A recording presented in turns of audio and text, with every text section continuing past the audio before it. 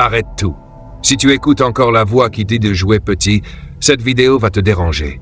Il y a deux voix en toi. L'une veut la sécurité, l'autre veut la grandeur. La majorité choisit le confort. Les rares choisissent la croissance. Aujourd'hui, tu vas comprendre pourquoi la richesse ne commence pas dans ton portefeuille, mais dans ton esprit. Et si tu restes jusqu'à la fin, tu ne verras plus jamais l'argent de la même manière. Il y a deux voix qui vivent en chacun de nous. La première murmure « Reste prudent, ne prends pas de risques, la vie est déjà assez difficile comme ça ». La seconde chuchote « Tu es capable de plus, ne te contente pas de survivre, tu es fait pour laisser une trace ». La majorité des gens écoutent la première voix. Elle rassure, mais elle limite. Elle protège, mais elle enferme. Les personnes prospères, elles, écoutent la seconde. Elle dérange, elle pousse. Elle oblige à grandir, mais elle libère. La richesse n'est pas une question de chance, c'est une décision. La décision d'écouter la voix de la croissance plutôt que celle de la peur. Et si tu arrives à maîtriser cette conversation intérieure, l'argent ne te contrôlera plus jamais, parce que ton esprit sera déjà riche. Une des plus grandes révélations qu'un être humain puisse avoir, c'est celle-ci. La richesse ne commence pas dans ton portefeuille. Elle commence dans ton esprit. Si tu changes ta manière de penser, tu changes tout le reste. Beaucoup passent leur vie à courir après l'argent. Ils pensent que s'ils gagnent assez, tout s'arrangera. Mais voici la vérité. L'argent ne répond pas aux besoins. Il répond à la valeur. Le marché ne te paie pas pour le nombre d'heures que tu travailles. Il te paie pour la valeur que tu apportes à ces heures. Voilà pourquoi deux personnes peuvent travailler le même temps. Et l'une gagne 10 fois plus que l'autre. La différence n'est pas le temps. La différence, c'est la valeur. Et la valeur naît dans l'esprit.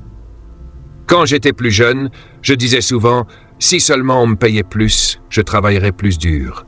Puis un jour, quelqu'un m'a dit quelque chose qui a changé ma vie. Travaille plus sur toi-même que sur ton emploi. Ce jour-là, tout a basculé. Il m'a dit « Si tu veux avoir plus, tu dois devenir plus ». Je tentais d'augmenter mon salaire sans augmenter ma valeur personnelle. Et ça ne fonctionne jamais. Ton revenu dépasse rarement ton niveau de développement personnel. La clé de la richesse n'est pas de poursuivre l'argent, c'est de poursuivre la croissance.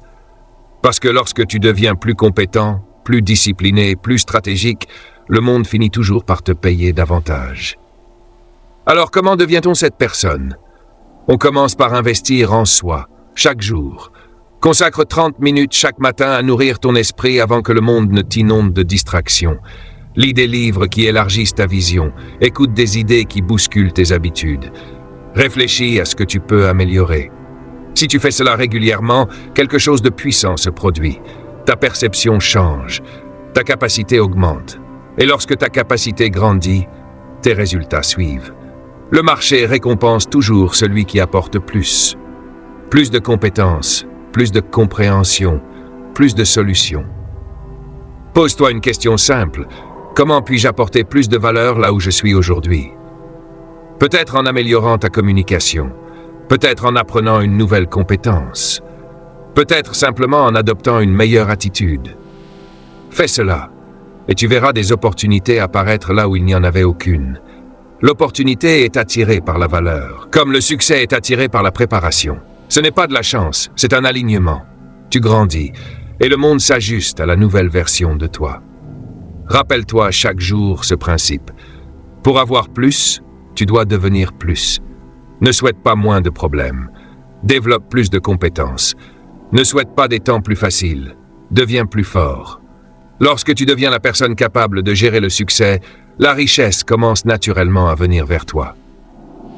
Parce qu'au final, la richesse ne vient pas à ceux qui la poursuivent. Elle vient à ceux qui ont préparé leur esprit à la recevoir.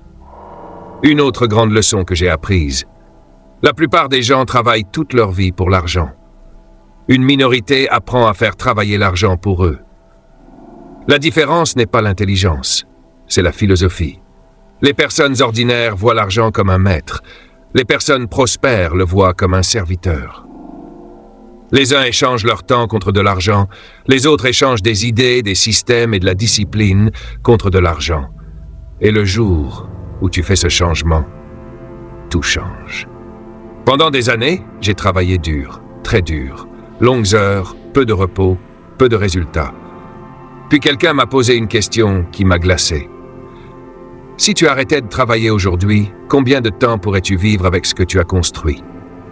Je n'avais pas de réponse. C'est là que j'ai compris. Je ne possédais pas ma vie. Mon travail la possédait. Je vendais des heures, mais je ne construisais rien qui puisse me soutenir au-delà de mes efforts. Et c'est le piège dans lequel tombe la majorité des gens. Ils misent tout sur l'effort, au lieu de construire des actifs. Les personnes libres construisent différemment. Elles utilisent leur temps pour bâtir des choses qui continuent de payer, même lorsqu'elles dorment. Immobilier, investissement, entreprise, système automatisé. Tu n'as pas besoin de commencer grand. Commence petit, mais commence. Maîtrise un domaine. Comprends-le profondément. La maîtrise d'un seul domaine vaut plus que 10 tentatives superficielles.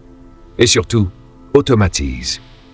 Quand tu automatises ton épargne ou tes investissements, tu retires l'émotion de l'équation. Tu n'hésites plus, tu agis.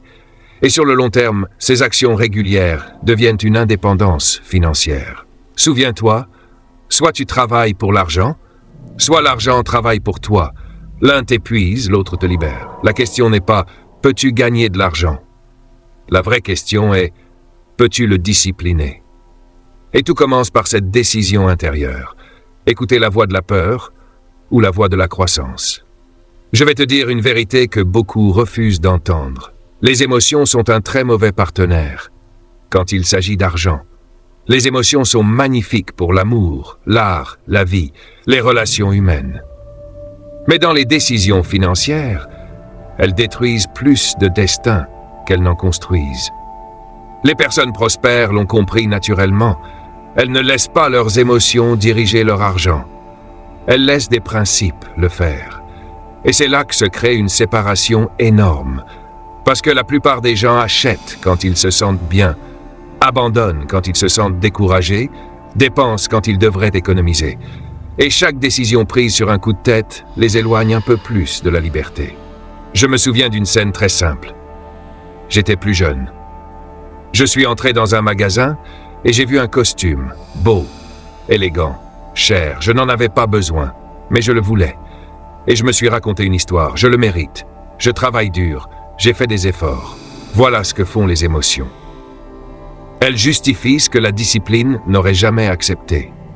Je l'ai acheté. J'ai ressenti une satisfaction pendant quelques heures, puis j'ai ressenti le stress pendant plusieurs semaines. Et ce jour-là, j'ai compris une leçon. La richesse ne se construit pas en récompensant tes envies. Elle se construit en récompensant tes principes. Tu dois apprendre à prendre des décisions qui servent ton futur, pas ton humeur. Et la base de tout ça, c'est la discipline. La discipline, c'est ce qui te protège de toi-même. Parce que la vérité, c'est que ton pire ennemi financier, ce n'est pas ton patron, ni ton pays, ni l'économie. C'est l'impulsion. Alors laisse-moi te donner une règle simple mais puissante. La règle des 24 heures. Quand tu veux acheter quelque chose dont tu n'as pas vraiment besoin, attends 24 heures. Pourquoi? Parce que le temps refroidit l'émotion. Et quand l'émotion baisse, la logique remonte. Et tu vas remarquer quelque chose de magique. La plupart du temps, le lendemain, tu ne le veux plus.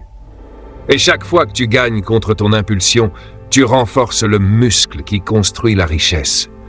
Ce n'est pas seulement ton compte bancaire qui grandit. C'est ton respect de toi-même. Les personnes riches comprennent aussi autre chose. L'émotion et l'investissement ne font pas bon ménage. C'est pour ça qu'elles automatisent. Elles ne comptent pas sur la motivation pour épargner. Elles ne comptent pas sur l'inspiration pour investir. Elles mettent en place des systèmes. Parce qu'un système travaille même quand tu es fatigué. Un système travaille même quand tu n'as pas envie. Un système travaille même quand tu es distrait. Et c'est ça, le secret. Quand ton épargne est automatique, tu n'as plus besoin de volonté. Tu ne te demandes pas « est-ce que je le fais ce mois-ci ?» C'est déjà fait. C'est comme avoir de la discipline en pilote automatique. Évidemment, personne n'est parfait. On craque parfois. On agit sous la peur, sous la frustration, sous l'excitation. Mais la différence entre ceux qui grandissent et ceux qui stagnent, c'est la conscience. Je te conseille un exercice simple. Garde un petit carnet. et note les moments où l'émotion a pris le contrôle. Demande-toi, qu'est-ce que je ressentais et combien ça m'a coûté? Avec le temps, tu vas voir des schémas. Et quand tu vois un schéma, tu peux le casser. Il y a une phrase que tu dois graver dans ton esprit. La discipline, c'est faire ce que tu as dit que tu ferais, même quand l'envie a disparu. C'est le pont entre l'intention et le résultat. Les personnes riches ne ressentent pas leur chemin vers le succès. Elles se disciplinent jusqu'à y arriver. Alors la prochaine fois que ton émotion veut prendre une décision financière, respire. Fais une pause et laisse tes principes parler plus fort que ton humeur, parce que l'émotion peut te rendre heureux un instant. Mais la discipline, elle peut te rendre libre pour toute une vie. Si tu veux vraiment comprendre la différence entre les personnes libres et celles qui courent toute leur vie, regarde comment elles utilisent leur temps. Nous avons tous 24 heures par jour, pas une de plus, pas une de moins. Le temps est le grand égalisateur, mais la différence ne se trouve pas dans la quantité, elle se trouve dans l'utilisation. Les personnes ordinaires dépensent leur temps, les personnes prospères l'investissent. Les unes l'échangent contre du confort, du divertissement, des distractions. Les autres l'utilisent pour apprendre, créer, construire des systèmes qui un jour leur rendront ce temps multiplié. Parce que la richesse, dans sa forme la plus pure, ce n'est pas l'argent, c'est la liberté. Et la liberté signifie posséder ton temps. Je me souviens d'une période où j'étais constamment occupé, toujours en mouvement, toujours actif, mais pas productif. Je confondais activité et progression. Je travaillais dur, mais je n'avançais pas. Un mentor m'a dit un jour, « Tu n'es pas payé pour ton temps. Tu es payé pour la valeur que tu apportes à ce temps. » Cette phrase m'a transformé. J'ai commencé à me poser une question simple. Ce que je fais en ce moment multiplie-t-il ma valeur ou remplit-il simplement mon agenda? Et si cela ne multipliait pas ma valeur, je l'éliminais. Voilà le premier principe d'une mentalité prospère. Le temps doit être utilisé, pas dépensé. Les personnes disciplinées protègent leur temps comme un investissement sacré. Elles savent qu'une minute perdue ne revient jamais. Alors elles échangent leurs heures uniquement contre des activités qui augmentent leurs compétences, développent leur influence, génèrent du revenu, construisent des actifs. Si tu veux commencer à penser différemment, fais un audit honnête de ta journée. Divise tes activités en 2 catégories. Celles qui créent de la valeur, celles qui en consomment. Tu seras surpris de voir combien de temps est consacré à maintenir plutôt qu'à multiplier. Autre vérité que les personnes libres comprennent. Ta matinée détermine la qualité de ta vie. La majorité se réveille et plonge immédiatement dans le bruit. Téléphone, réseaux sociaux, actualité, distraction. Les personnes prospères font l'inverse. Elles utilisent leurs premières heures pour créer, lire, écrire, planifier, travailler sur leurs objectifs avant que le monde ne les interrompe. Chaque minute que tu passes devrait te rapprocher de la liberté ou t'en éloigner. Traite ton temps avec le même respect que ton argent, parce qu'en réalité, il est encore plus précieux. Maintenant parlons d'une autre différence majeure. La perspective du temps.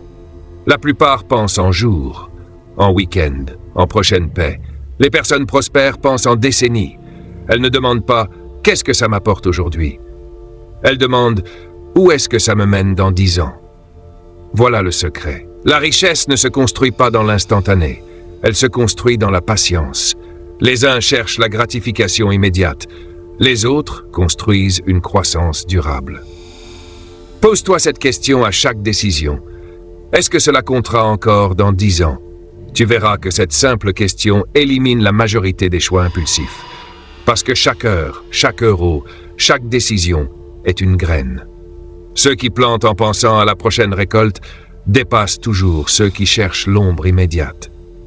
Autre principe fondamental, la simplicité. La richesse ne vit pas dans la complexité, elle vit dans la clarté.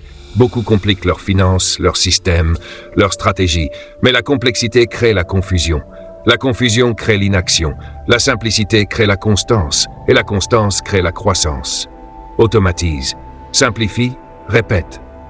Ce n'est pas spectaculaire, mais c'est efficace. Et n'oublie jamais ceci, ta richesse suivra souvent ton réseau.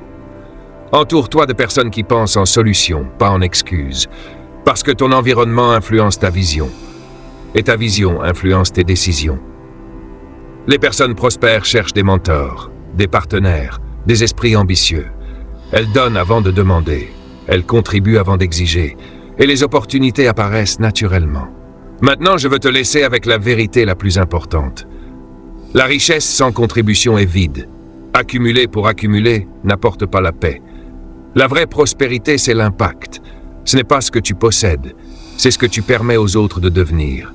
Un héritage ne se mesure pas en chiffres, il se mesure en influence, en valeurs transmises, en principes partagés, en mentalité léguée. Tu peux laisser de l'argent, mais si tu ne laisses pas la sagesse, cet argent disparaîtra. Enseigne la discipline, enseigne la patience, enseigne la vision long terme. Parce que la richesse véritable ne vit pas dans un compte bancaire, elle vit dans un esprit formé. Alors souviens-toi, la richesse commence par une décision intérieure. Elle grandit par la discipline, elle s'accélère par la gestion du temps, elle se solidifie par la vision long terme, elle s'amplifie par la simplicité, elle se multiplie par le réseau, et elle devient éternelle par la contribution. La question n'est pas « peux-tu devenir riche ?» La vraie question est « es-tu prêt à devenir la personne capable de porter cette richesse ?» Parce qu'au final, la richesse n'est pas une récompense pour ceux qui travaillent dur, c'est une récompense pour ceux qui pensent différemment. Alors laisse-moi te poser une dernière question. Quand cette vidéo se termine, quelle voix vas-tu écouter? Celle qui te dit de rester confortable ou celle qui te pousse à devenir plus grand que tes peurs? Parce que tout commence là. La richesse, la discipline, la liberté, le respect de soi. Tout commence par une décision intérieure. Et cette décision, personne ne peut la prendre à ta place. Pas ton patron, pas ta famille, pas la société. Seulement toi. Si cette vidéo t'a parlé, si elle t'a fait réfléchir, si elle a réveillé quelque chose en toi, alors ne laisse pas cette étincelle s'éteindre. Abonne-toi maintenant. Parce qu'ici, on ne parle pas de richesse superficielle, on parle de maîtrise de soi. On parle de discipline mentale, on parle de devenir plus fort chaque jour. Active la cloche, pas pour recevoir des notifications, mais pour te rappeler que ta croissance est une priorité. Like cette vidéo si tu choisis la voie de la croissance. Partage-la avec quelqu'un qui a besoin d'entendre ça. Et surtout, commence aujourd'hui, pas demain, pas quand ce sera le bon moment. Aujourd'hui.